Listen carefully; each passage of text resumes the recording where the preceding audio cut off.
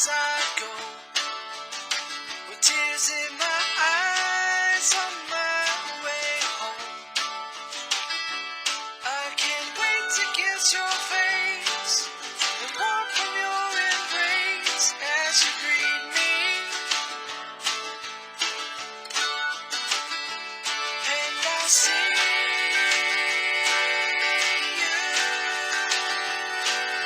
soon.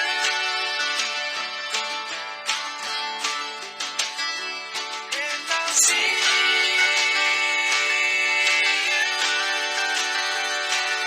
soon.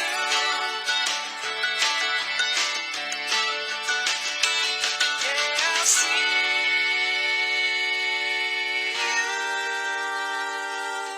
soon.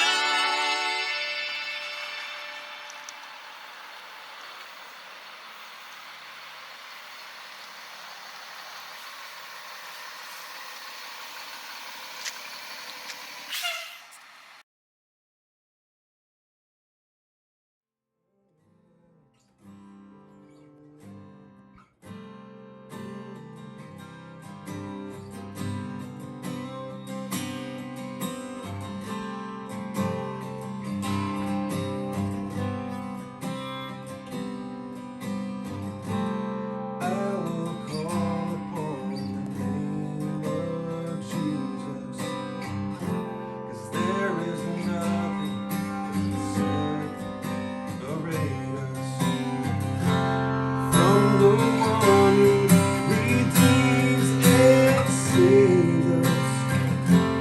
I will call upon His name.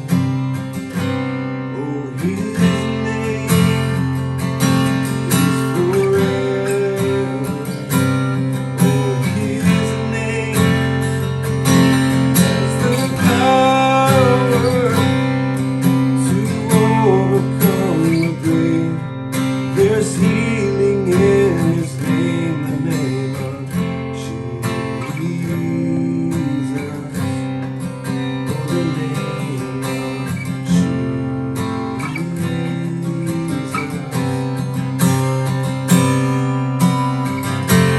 I will call upon the name of Jesus. When the blessing is more than enough, when I fail and my faith is shaken, I will call upon His name. Oh, His name is forever. Oh, His name has the power to overcome the grave. There's healing in His name, the name of Jesus. Oh, the name of Jesus.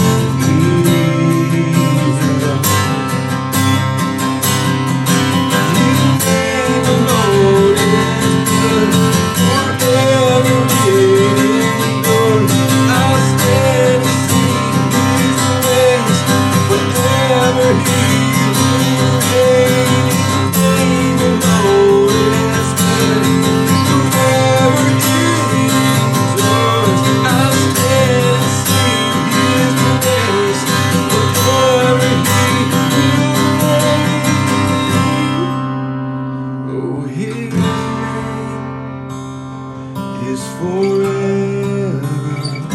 Oh, His name has the power to overcome the grave.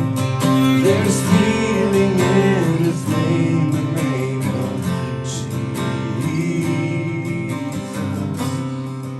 Oh, the name of Jesus.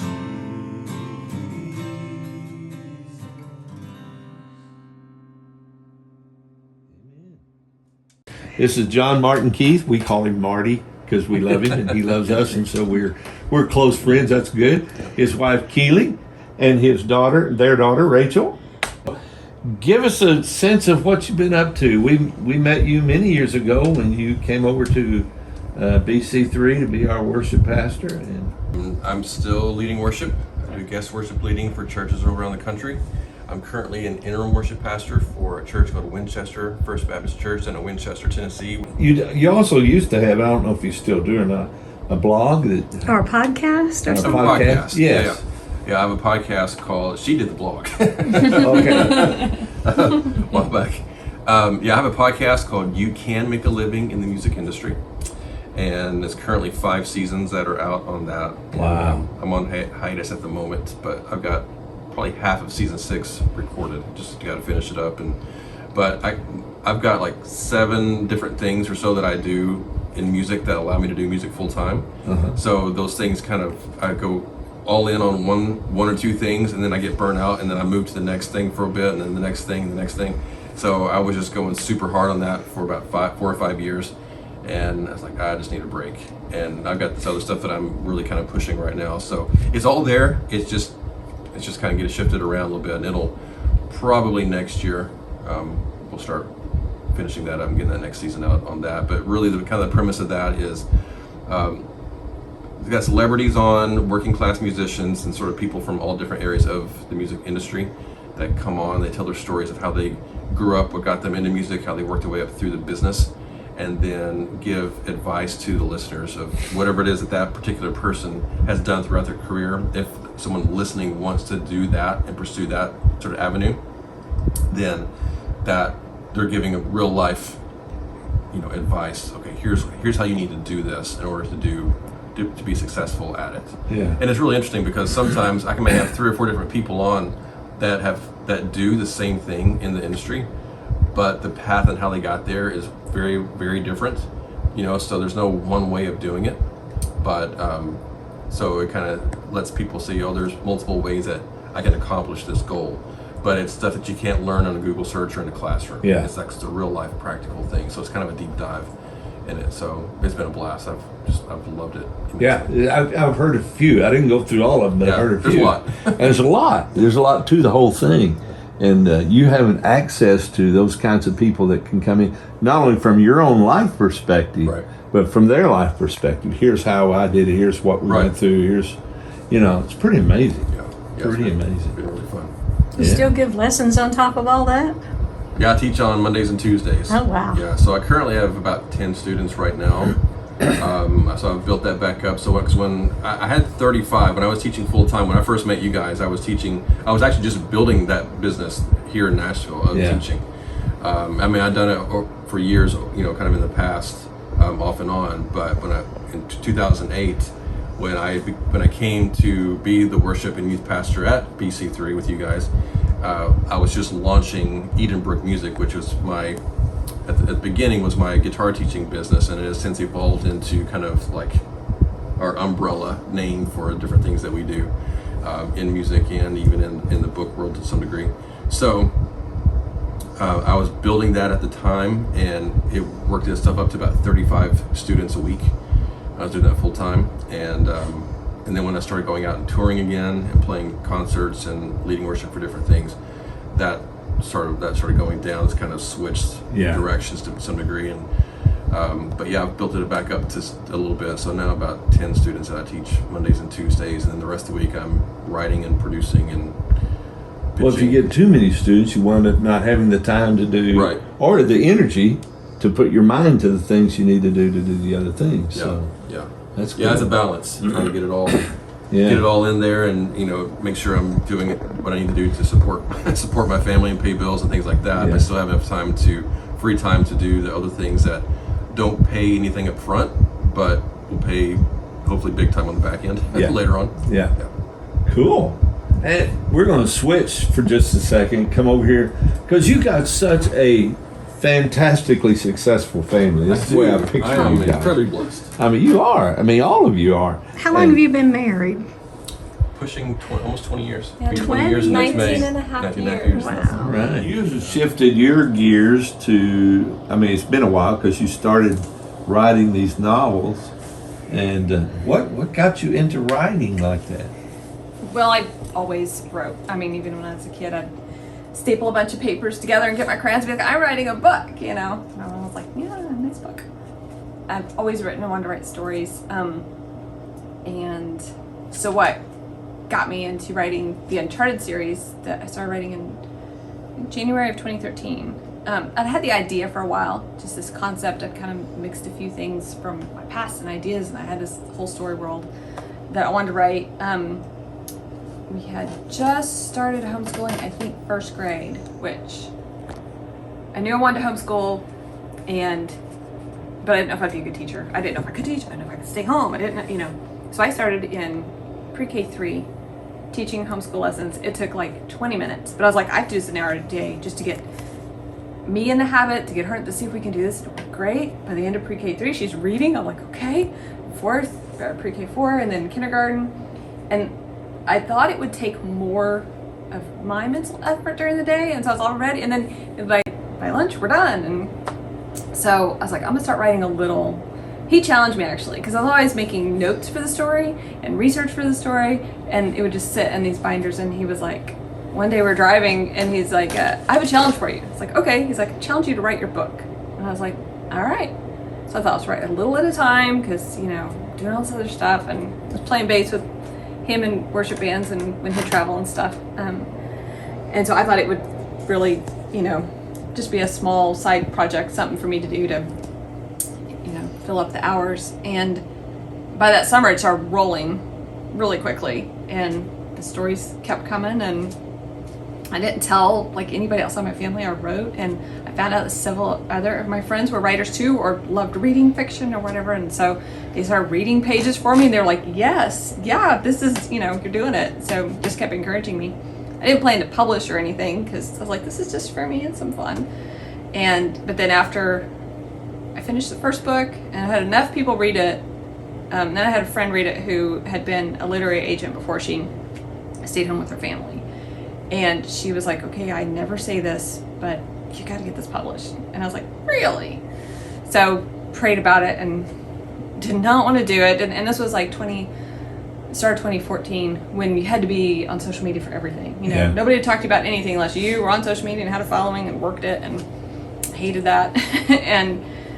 But God just led me. I knew, okay, I'm supposed to do this. If, I'd imagine the people that are reading the stories, and I think, okay, when do you want to read, trustworthy Christian fiction in a situation? I'm thinking, okay, I'm going to write for those people. They're in, people read when they're sick or bored or lonely.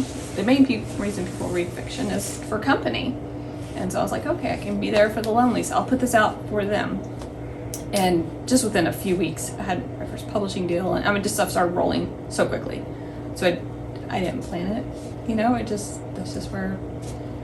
So do you have more than one series now? So I've got the Uncharted series, and then a lot of people want to know kind of the history of that, how it began. So I went back and wrote a prequel series, which is 3 books. It's Uncharted Beginnings. So it's the founder story. But all the books are standalones. So people often pick them up out of order and just read. So I make sure each book stands on its own. But overall, it's best to start from the beginning of the Uncharted series. Sure. And how many all total have you written?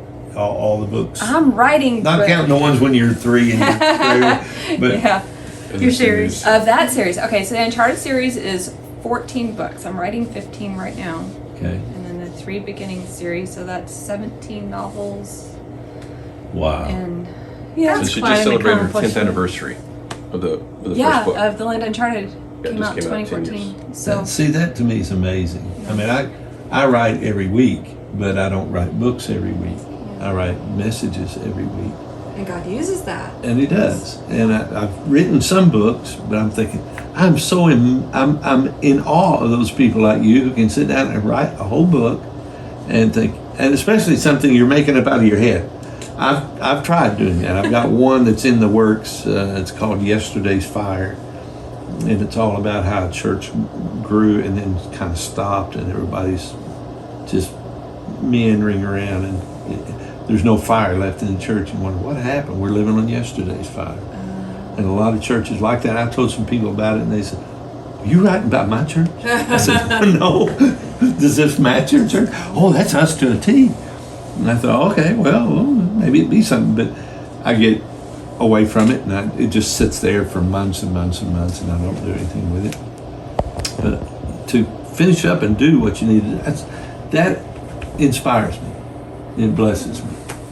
The thing that has surprised me the most that I didn't see coming out of the whole thing was that my stories, because it's gentle fiction, and about 6 years ago, I was writing about a character that had dyslexia, and was researching it and talked to some homeschool mom friends that I have that their kids have that, and they're talking about if they read in large print, they could read so much better. And so I made all my books available in large print. I need those these days. There you go. And that's the thing is I learned it's for not just aging eyes, but there's so many conditions, and just even young people are on screens all day and their eyes are tired, and so a lot of people have to read before bed at night and they need the large print. So I made them available in large print, just thinking they're there if anybody wants them. And that took off like crazy. And that ended up being the biggest thing for me. And people will email me all the time. There's hardly any Christian fiction that is available in large print.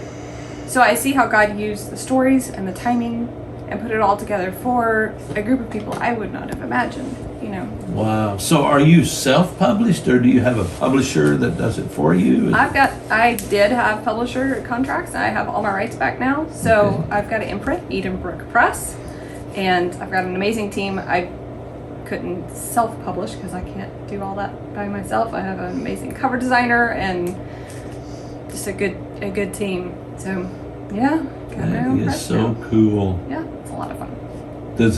Does it take a lot of your time? I mean, I know that it takes time to write, it just does.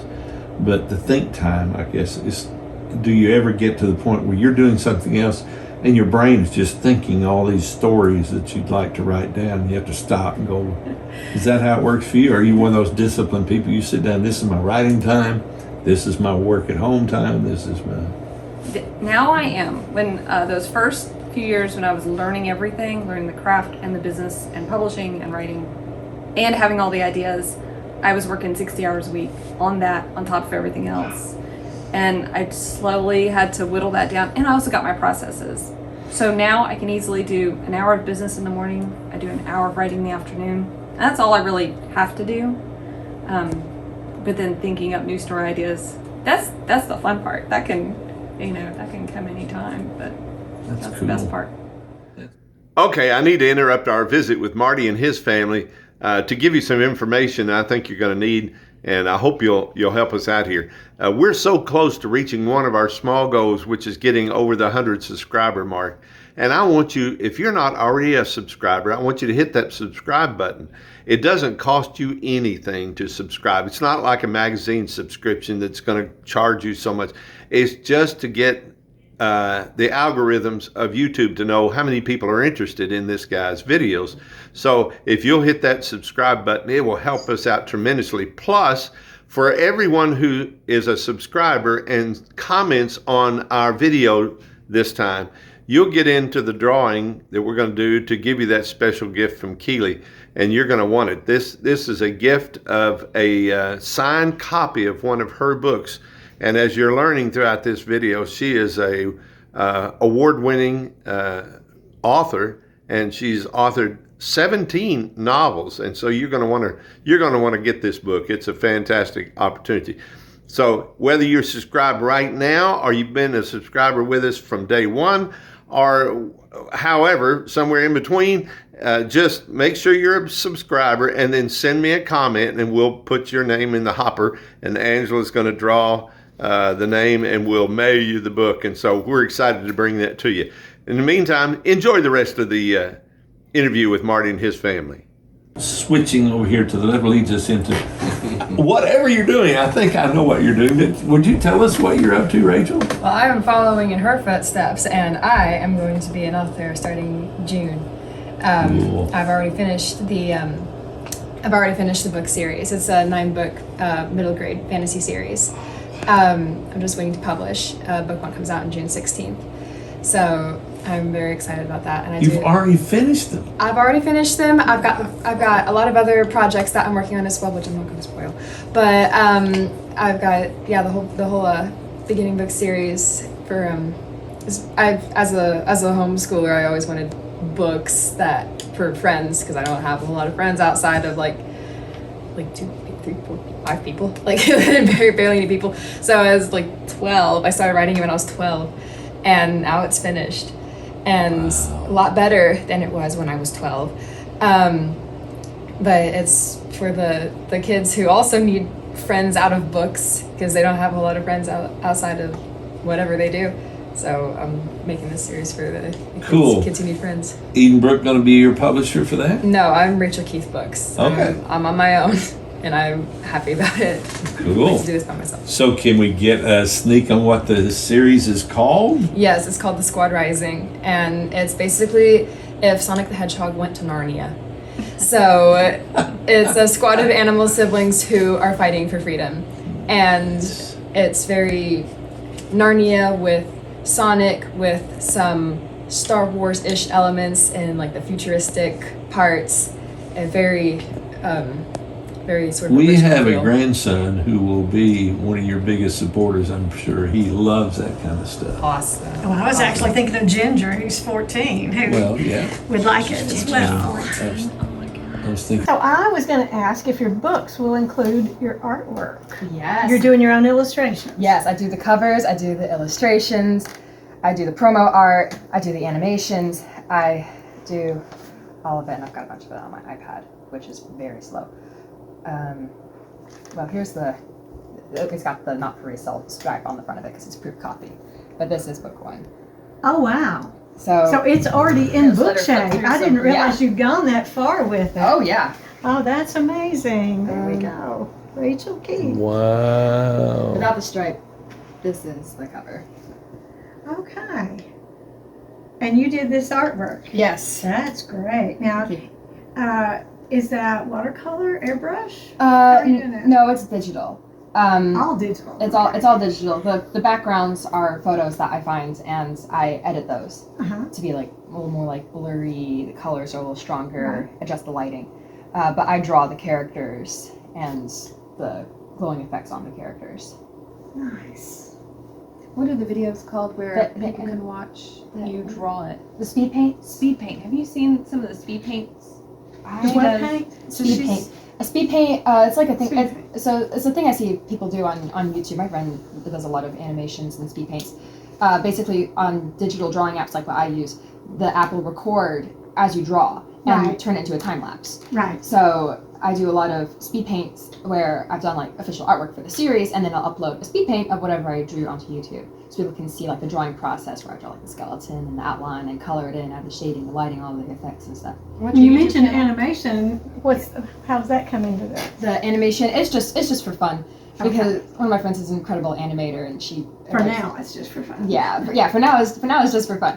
But she does all these animation stuff, and it got me inspired. So I started animating my characters. It's like sneak peeks where people can see like little glimpses of the story. The characters get to see like what the characters look like as they do things. Awesome. There's little 2D. What's your YouTube channel? Rachel Keith Books. So Yeah, I go to said it right. YouTube. Okay. YouTube, Rachel Keith Books. Okay, now you were funding this with a GoFundMe? Yes, I have a GoFundMe right now. There will be a Kickstarter starting in May. Yes. Because Kickstarters boost support for a series a little bit better than a GoFundMe, but I just wanted to get a little bit of a head start on the support for the series. So right now there's just a GoFundMe page. Okay. I don't remember what the link to it is. It's Well, a it's bunch on your of- website. It's on my website. There's a GoFundMe button on the website. Okay. I don't remember the link to the GoFundMe. It's very jumbled. RachelKeithBooks.com. Yes, that's Okay, my wanna make website, sure we got that right. RachelKeithBooks.com. It's all one word. Well, this is amazing. What an accomplishment. And you're how old? 17, almost Oh. 18. When I grow up, I'm going to be like her. Me too. Thank you. Yeah, cool. That's great, Rachel. Cool. I'm so proud of you. Thank you. So, Her heart behind the series, though, and the reason she wants to do it. And when she first started writing this particular series, I think it was 2020. Maybe? Yes, it was 2020. Pandemic hit. No she was- friends. I had friends. They just, But she always said she wanted to share the gospel, but she didn't know how. She couldn't reach people. She didn't, she was at home or whatever. And she's like, I'll put it in a story, and And I did. And she read a lot of C.S. Lewis, and you can tell in her Read a writing. lot. Green Ember, Winged Feather Saga, Yes. bunch of other Christian fiction you probably never heard of, but it's really great. So Cool. We're always looking for family-friendly, clean entertainment, and it is harder and harder to find. Books, movies, TV shows, anything. We kind of stopped watching a lot of major networks and started watching select channels, like Netflix or something like that. And we kind of run out of stuff. It's just we have to turn it off because it isn't clean enough for family to sit in the room together and watch. So I'm excited that you're doing something like this, yes, especially for my grandkids. I'm excited. Yes, definitely giving the next generation the Christ-centered entertainment that they need. Right. Right. To show it's possible and it's there. It just takes some creativity. And it's what they want. Yes, it is. Yes, all good Christian movies that come out are well supported. If they're just garbage, they're not. But if they're made well, they're well supported because people are wanting it. So maybe Hollywood will wake up. I doubt it. Till they get saved, maybe they will. So anything else that you guys want to share with us about who you are, what you do? That's I think I don't know. I mean, that's pretty much us. I mean, we live here in this home together. We work here in this home together. We do life here in this home together. Like we are together, pretty much 24/7. We all have this is my office. They both have their office, in different parts of the house. And then, part of the day we're gone, eat from each other, working on our stuff, and then we come back together. We'll have lunch, and then break, and go back and do your thing, and then we'll take another break, come back together and take a break, and then we kind of like in and out, throughout the day. So it's a very quiet home because we all work very quietly in what we do. So, or no drama. Just in the stories. Yeah, we are. And the songs. Yeah, our dramas are in our stories and our music. That's and then cool. Everything else is like just very much fun family time and hang out. We like to play a lot of games, as you can see. We only play like 4. Yeah, we play like We have our favorite. two or three games out of all this stuff, but we have our family game night every night together and kind of have our family time, and so that's us. Do you watch TV? Yeah, Yes. we all have Throughout, yeah, different usually things we evenings like. we have sometimes, different things yeah. that we watch. So if we want to promote a prescription for a wonderful family, just do what the Keiths are doing. Well, you do what God has put on your heart to do, Yeah. and then you support each other in that. There you go. There you go. Yeah, we're always supporting. Yeah, we definitely support each other and encourage each other and push each other to do things that we don't necessarily think that we can do ourselves. Like I don't know if I can do this. We're like, yeah, you can do this. Just here's, go do this, and whatever, and like try to encourage each other and give advice on how to do it, or, whatever that is, and we're usually able to make it happen. Rachel, who's your favorite author outside of the family? Me or her? Keely. I'm going to ask Rachel too. Favorite Keely. author? It's gonna be C.S. Lewis. C.S. Lewis, Yeah. okay. Rachel, who do you like to read? C.S. Lewis is up there because he was my biggest inspiration, Uh-huh. but I'm also a big James R. Hannibal fan. He wrote The Light Raider Academy, and it is amazing. I'll have to check that out. It is I don't know that amazing. one. Okay, so Marty, I have to ask, who's your favorite musician? Stephen Curtis Chapman. I could have told Would you you that. like to explain a little bit of why? So, Stephen, we're both from Paducah, Kentucky, Yes. and we both grew up there. His dad was my guitar teacher growing up, Herb Chapman Sr. So I was 4 years old when I started taking guitar lessons from Herb, and I am still to this day I'm the youngest student that he's ever started. I was at 4 years old, and so I hold the record for that. And so Stephen's been my musical mentor, my spiritual mentor, who I've always looked up to, and always kind of based my ministry, my career off of kind of how he did his. Beside, yes. Yeah, and so they become like family to me. His dad is like a second father to me. And what's really, really fun is that last Friday, so November the 1st, because whenever people watch this, November 1st, 2024, Stephen was inducted into the Grand Ole Opry as a member.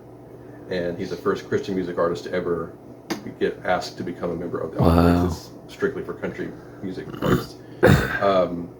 So that was a big deal, and we got invited. We got to go be a part of that, and so I went back up to Paducah and picked up his dad, drove him back down here, and got to see her perform on the Opry for the first time. For me to see him on that first time perform on the Opry, together with him and his brother Herbie, and got to do it with my wife, and got to go to the reception afterwards and spend some time with them. And so that was like best day ever.